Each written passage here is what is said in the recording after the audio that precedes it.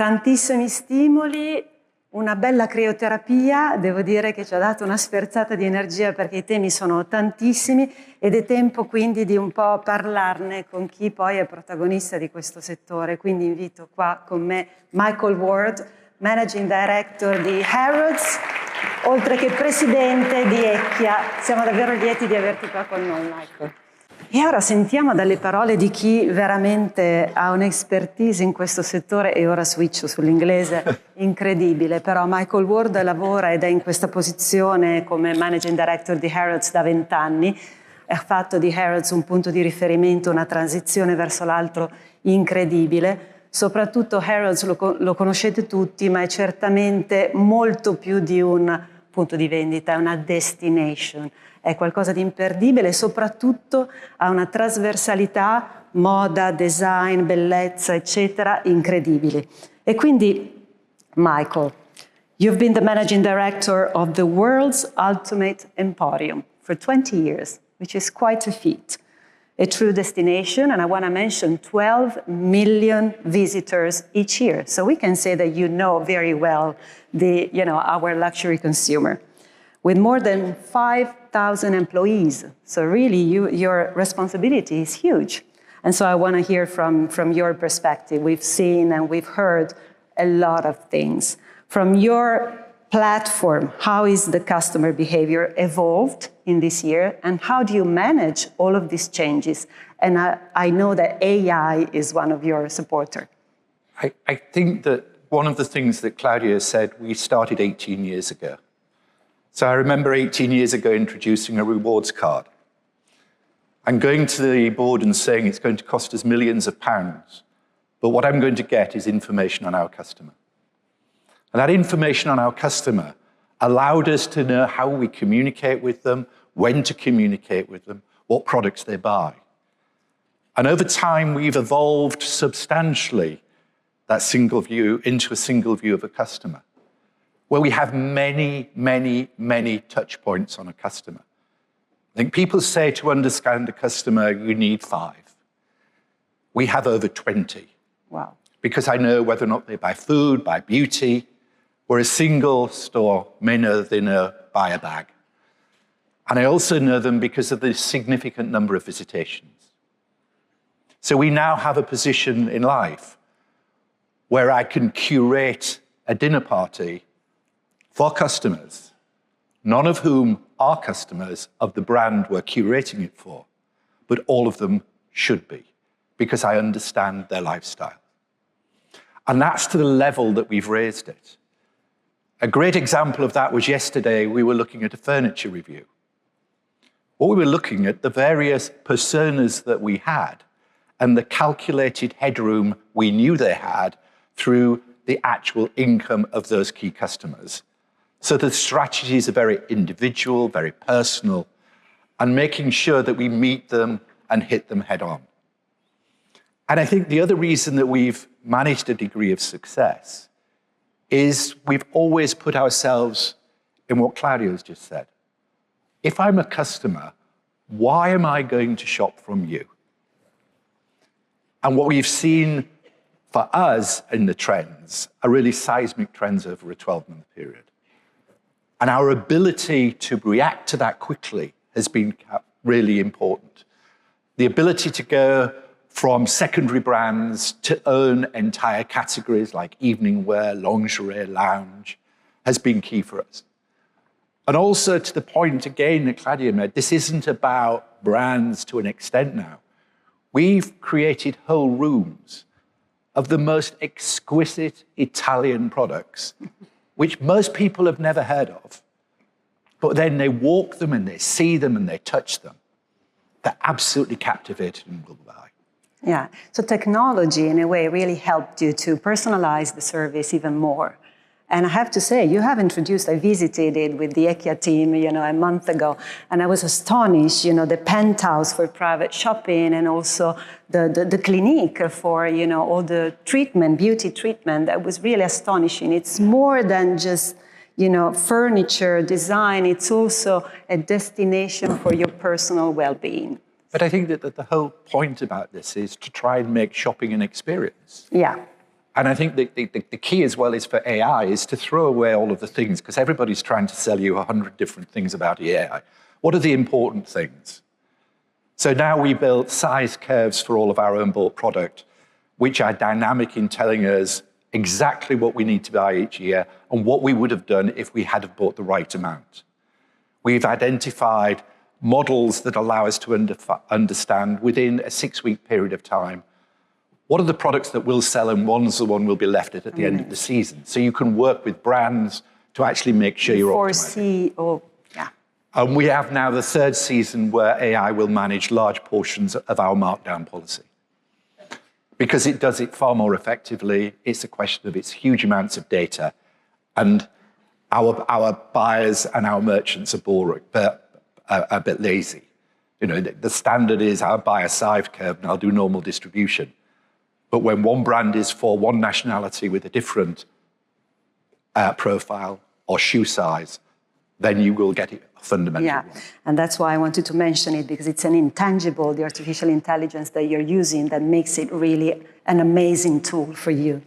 But as president of the European Luxury Association, and we've heard Claudia saying that this, the luxury system has values, has a positioning that we have to reconquer, in a way, storytell our sector in a different way. And I think you're doing that pretty well. That's kind. But I do think that if we look at it, and Claudia's called them all out, we became complacent. We thought this was an endless machine.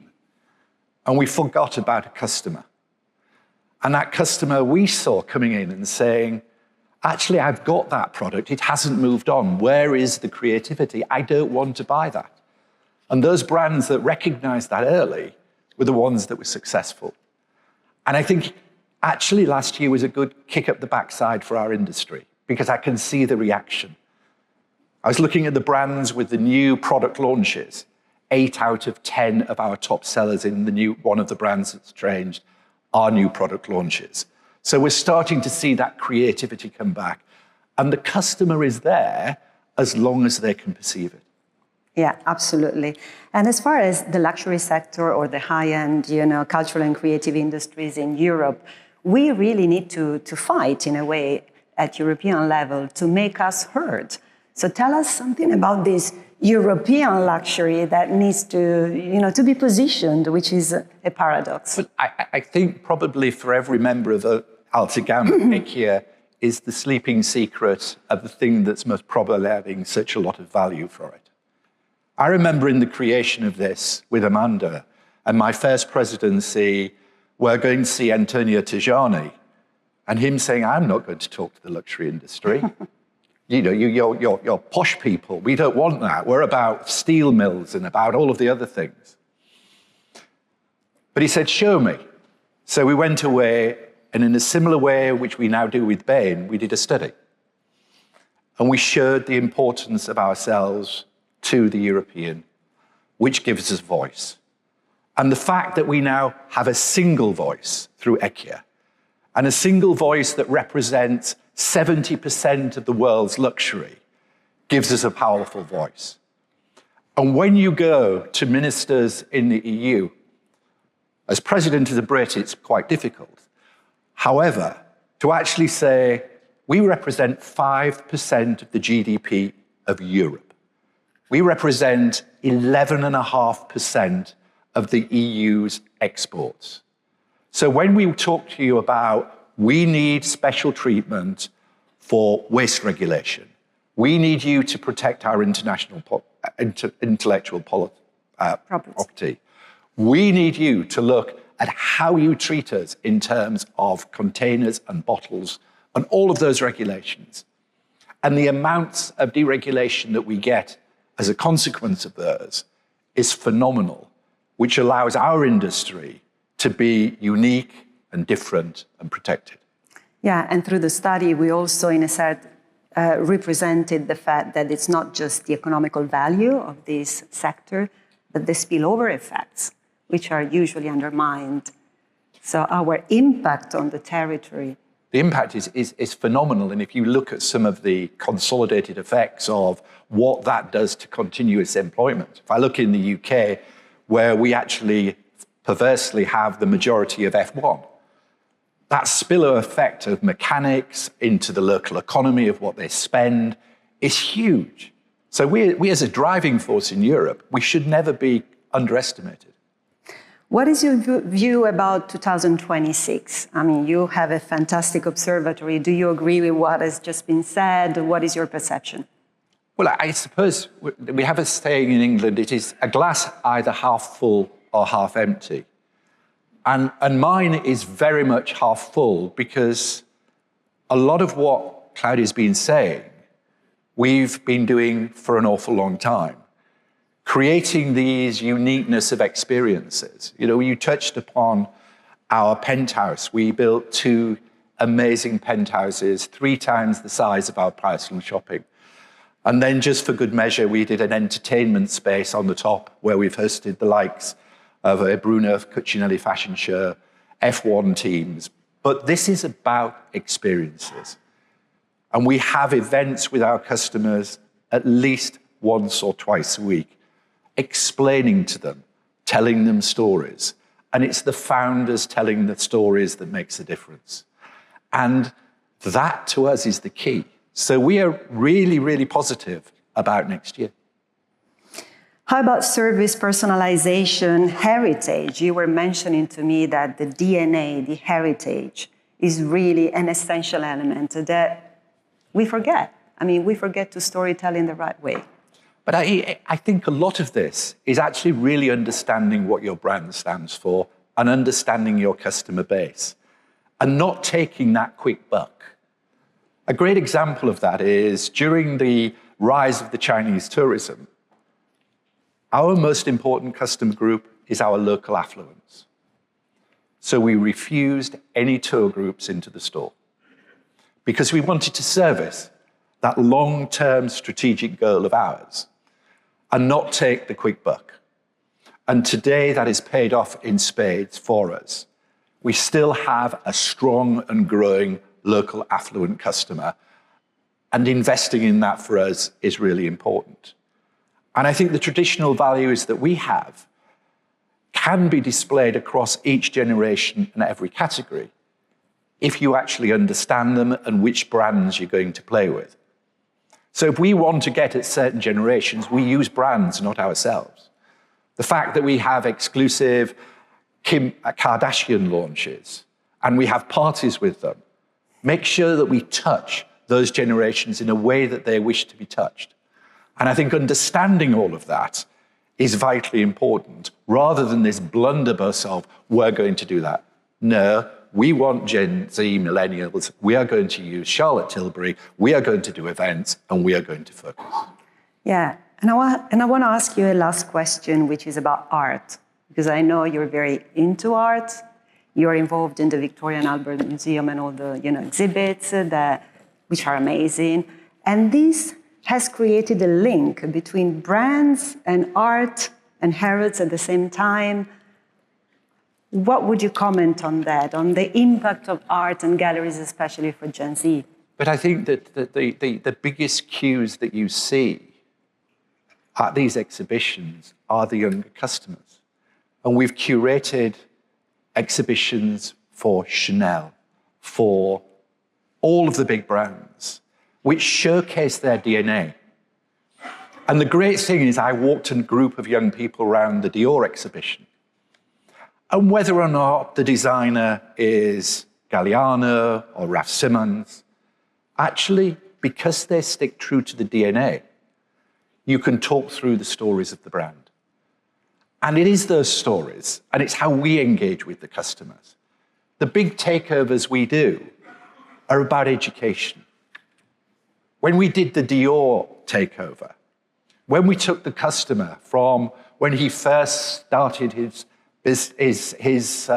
travels in Granville in the Rose Gardens, down to the amazing salon that he created, down to the Col Noir, it was all about education. Yeah. So it's education, and it is around about all of the aspects of the arts, and we continue to engage in that. People want their life curated, and I think the key for us is We are the curators of those people. We create those experiences. And if we can do that, I think we can all be very successful.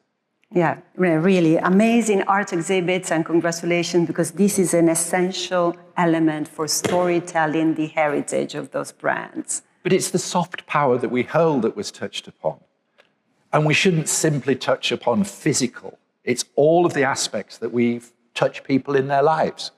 And I think that that's the part of educating that customer around all of the physical art forms, whether or not that be ballet, whether or not be theatre, and making it a cultural event. You know, governments are powerful, but in the Middle East and China, Downton Abbey is far more powerful than they will ever be. Absolutely. Well, thank you very much, Michael. It's always been a pleasure. And you really made it clear, art and culture of this sector. Thank you. Thank you very much.